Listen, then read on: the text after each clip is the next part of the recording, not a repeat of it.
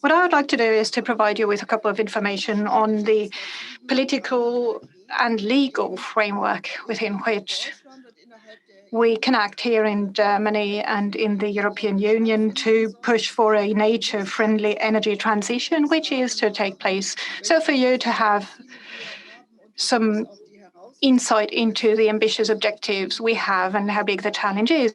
And to do so, I'd like to present you with some information.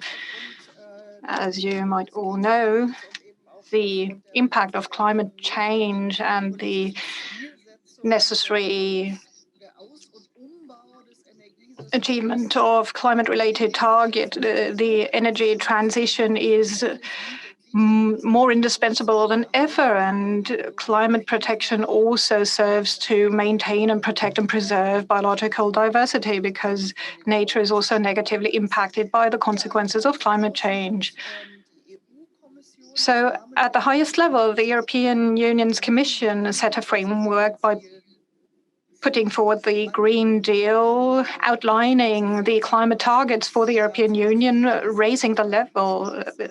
And by 2030, greenhouse gas emissions are supposed to be decreased by at least 55% when compared to 1990. And the European Parliament then followed its negotiation mandate, even tightening those restrictions and rules. So the reduction level is not just 55%, but 60% as opposed to 1990. And this is the new target, so to speak. And of course, it goes without saying that this is a major challenge that we need to address here in Germany and on the part of our federal government, with the help, amongst others, of the Renewable Energies Act. We would like to pave the way for reaching in order to attain these objectives. The Renewable Energies Act is not yet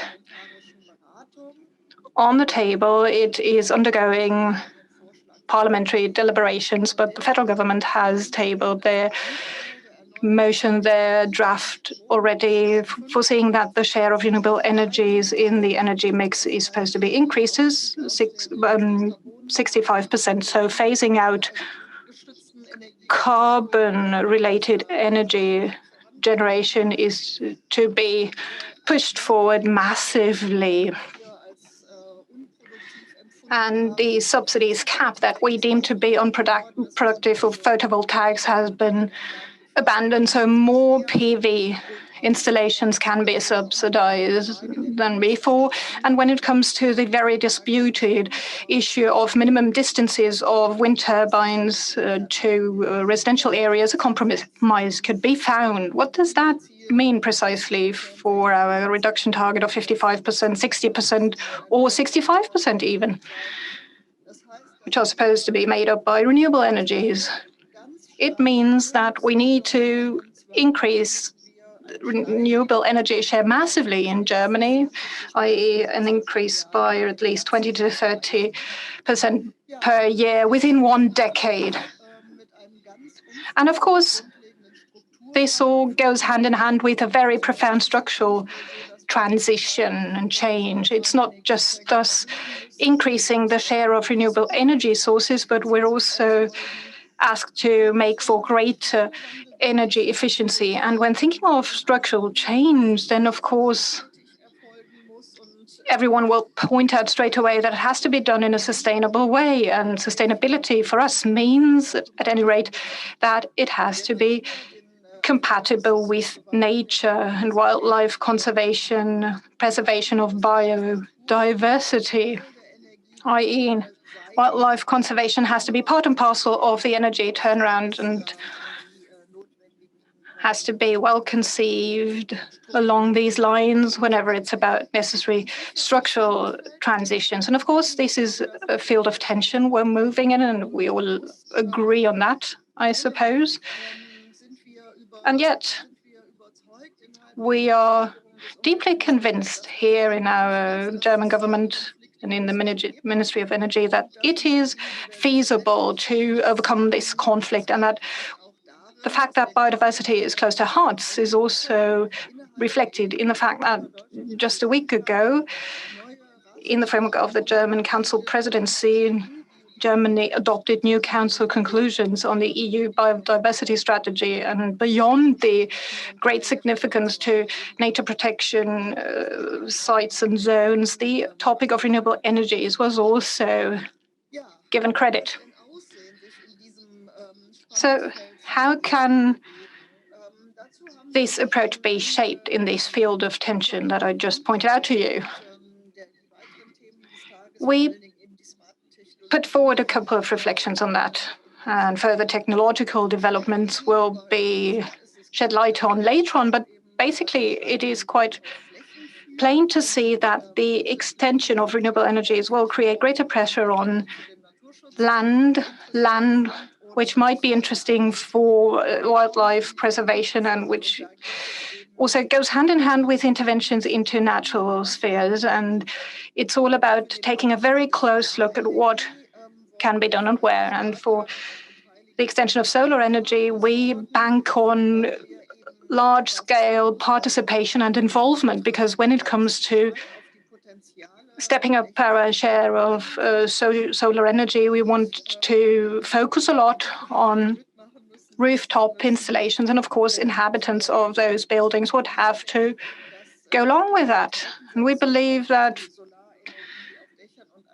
putting solar energy high up on the agenda, and this type of energy could help us not to eat up more surfaces, more land, and consumers might in this way contribute to maintaining the multitude of stakeholders in the energy turnaround. And in our nature conservation, nature awareness survey we carry out every 2 years, we asked people in 2019 what they thought about renewable energies.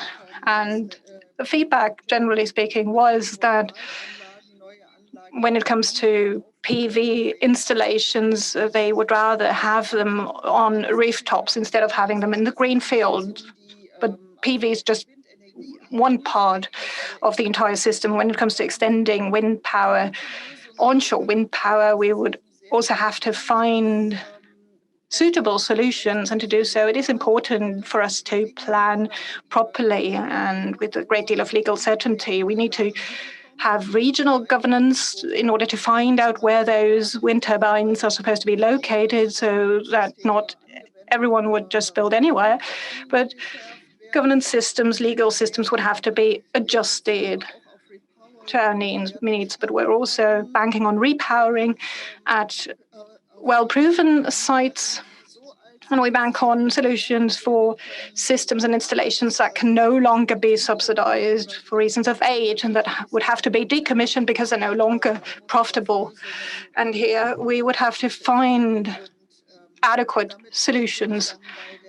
This takes me to today's event, because poorly planned wind parks or poorly situated, located wind turbines have massive impacts on bats and birds.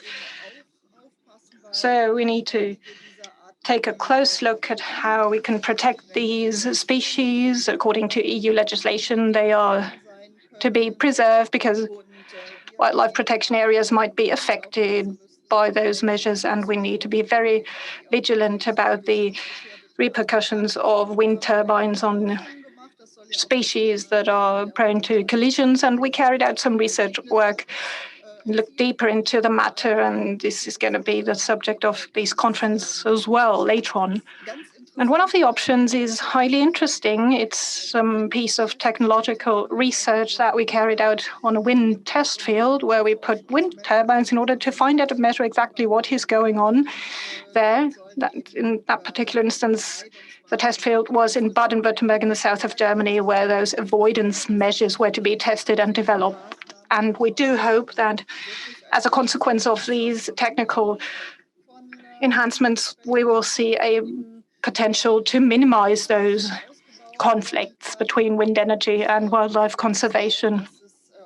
And we also realize that Some nature protection associations and also authorities and operators have high hopes, but are also skeptical towards those new solutions. And this is also why we think it's crucial that all the stakeholders gather around one table to agree on minimum requirements.